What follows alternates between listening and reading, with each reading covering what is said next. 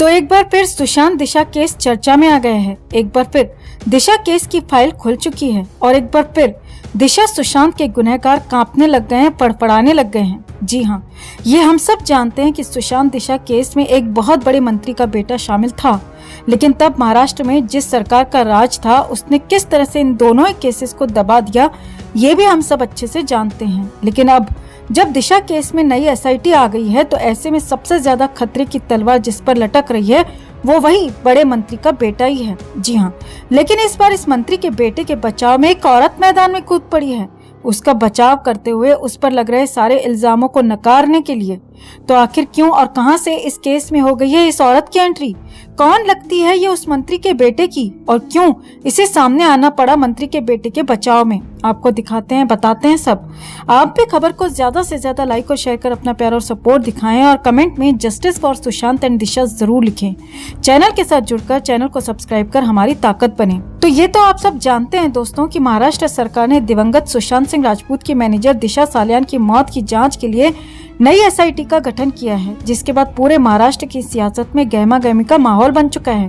पूर्व राज्य सरकार के सभी बड़े बड़े मंत्री घबराए बौखलाए नजर आ रहे हैं और जांच अधिकारी ने जब से ये ऐलान कर दिया है कि इस बार हर उस शख्स से पूछताछ होगी जिस पर जरा सा भी संदेह नजर आता है, तो ऐसे में सभी ये कयास लगा ही रहे थे कि शायद जांच अधिकारी का इशारा सीधे सीधे बेबी पेंगुइन की तरफ ही है। इसी बीच जब एक बार फिर नारायण राणे ने खुलकर आदित्य ठाकरे का नाम लेते हुए साफ साफ शब्दों में कहा कि दिशा सुशांत का मर्डर हुआ है और इस केस में सबसे बड़ा हाथ आदित्य ठाकरे का ही है और इस बार उसका जेल जाना तय है। तो अब नारायण राणे के इन आरोपों के बाद अचानक इस केस में एक औरत की एंट्री हो गई है जिसने खुलकर आदित्य ठाकरे का सपोर्ट किया है और इस पर लग रहे सभी आरोपों को खारिज करते हुए नकार दिया है। जी हाँ, दरअसल इस मामले में मनसे अध्यक्ष राज ठाकरे की पत्नी शर्मिला ठाकरे ने आदित्य ठाकरे का समर्थन किया है और कहा है, हमें नहीं लगता कि आदित्य ठाकरे ऐसा कुछ करेंगे। जब नारायण राणे के बयान पर उनसे सवाल किया गया तो इस पर उन्होंने कहा, मैं किसी के बयान पर प्रतिक्रिया नहीं दूंगी, अगर उनके पास सबूत है तो उन्हें पेश करना चाहिए। शर्मिला ठाकरे ने आगे कहा, आदित्य ठाकरे एक साधारण लड़का है, ऐसा कुछ नहीं करेगा। आदित्य सुबह उठकर भगवान का नाम लेता है। दिशा सालियान मामले में एसआईटी का गठन कर दिया गया है, ये एसआईटी सब कुछ सामने लाएगी। यहाँ आपको बता दें कि शर्मिला ठाकरे राज ठाकरे की पत्नी हैं और इस लिहाज से वो बेबी पेंगुइन की चाची लगती हैं। वैसे राज ठाकरे और उद्धव ठाकरे के बीच बाल ठाकरे के निधन के बाद से संबंध अच्छे नहीं चल रहे, लेकिन अब अचानक शर्मिला का आदित्य ठाकरे का यूं खुलकर समर्थन करना कई सवाल पैदा करता है। ऐसे में आपको क्या लगता है दोस्तों, क्यों शर्मिला ठाकरे आदित्य ठाकरे का सपोर्ट कर रही हैं? इसके पीछे उनकी क्या मंशा हो सकती है? कमेंट में से लेकर आप भी अपनी राय, अपनी बात जरूर रखें और चैनल के साथ जुड़कर हमारी ताकत बने। खबर को ज्यादा से ज्यादा लाइक और शेयर कर अपना प्यार और सपोर्ट जरूर दिखाएं। 3.5 साल से ज्यादा का वक्त बीत जाने के बाद भी आज तक दिशा सालियान और सुशांत सिंह राजपूत को न्याय का इंतजार है। उन दो मासूम आत्माओं को अभी तक शांति नहीं मिली होगी दोस्तों, क्योंकि उनके गुनहगार अब तक आजाद घूम रहे हैं। लेकिन अब शिंदे सरकार ने जब दोबारा दिशा की फाइल खुलवाकर इस केस में नई एसआईटी टीम बिठाई है, तो ऐसे में उम्मीद जगी है कि सुशांत और दिशा दोनों को न्याय मिलने की आस अभी भी बाकी है और इन दोनों के ही गुनहगार जो आजाद घूम रहे हैं, हो सकता है इस बार वो सलाखों के पीछे पहुंच ही जाएं। और इसी केस पर एक बड़े केंद्रीय मंत्री ने केस में शामिल एक बड़े मंत्री के बेटे पर हमला बोला है। यहाँ हम किसकी बात कर रहे हैं, किसका जिक्र कर रहे हैं, आप समझ ही गए होंगे। जी हाँ, आपने बिल्कुल सही पहचाना, हम बेबी पेंगुइन की ही बात कर रहे हैं। तो जैसे जैसे ये जांच आगे बढ़ रही है वैसे वैसे बेबी पेंगुइन पर जांच की तलवार लटकती साफ नजर आ रही है और इस केंद्रीय मंत्री ने एक बार फिर बेबी पेंगुइन पर हमला बोलते हुए बहुत बड़ी बात कह दी है, जिसके बाद बहुत मुमकिन है कि जल्द ही बेबी पेंगुइन को पूछताछ के लिए बुलाया जाए और हो सकता है कि कुछ भी संदिग्ध पाए जाने पर तुरंत उसकी गिरफ्तारी भी हो जाए। तो आखिर ऐसा क्या बोले केंद्रीय मंत्री बेबी पेंगुइन पर और क्यों हो सकती है बेबी पेंगुइन की गिरफ्तारी? क्या दिशा और सुशांत को इस बार इंसाफ मिल पाएगा या एक बार फिर इनके नाम पर सिर्फ राजनीतिक रोटियां ही सेकी जा रही हैं? आपको दिखाते हैं, बताते हैं सब। आप भी इस खबर को ज्यादा से ज्यादा लाइक और शेयर कर अपना प्यार और सपोर्ट दिखाएं और कमेंट में जस्टिस फॉर दिशा और सुशांत जरूर लिखें। चैनल के साथ जुड़कर चैनल को सब्सक्राइब कर हमारी आवाज बुलंद करें। तो 3.5 साल पहले 8 जून 2020 को सुशांत सिंह राजपूत की मैनेजर दिशा सालियान की बेहद संदिग्ध हालात में मौत हो गई। इसके बाद 14 जून को अचानक सुशांत को लेकर भी ऐसी खबर आ गई जिसने पूरे देश को हिलाकर रख दिया और लोग इन दोनों ही मौतों को जोड़कर देखने लगे।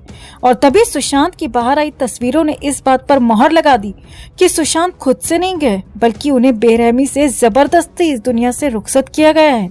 और उसके बाद मुंबई पुलिस तो खैर केस को दबाने की ही कोशिश करती रही, लेकिन फैंस ऐसे ऐसे सबूत ढूंढकर लाने लग गए जिससे ये कंफर्म होता चला गया कि कहीं न कहीं सुशांत की डेथ पूरी तरह से दिशा मामले से ही जुड़ी हुई है। और दिशा के साथ जो कुछ भी हुआ, सुशांत वो सारी बात बाहर रखने वाले थे, जिस वजह से ही सुशांत को भी निपटा दिया गया। और उसके बाद पूरे देश में क्रांति सी आ गई। सुशांत के इंसाफ के लिए पूरा देश सड़कों पर आ गया, एकजुट हो गया और केंद्रीय सरकार को इस केस में सीबीआई जांच बिठानी पड़ी।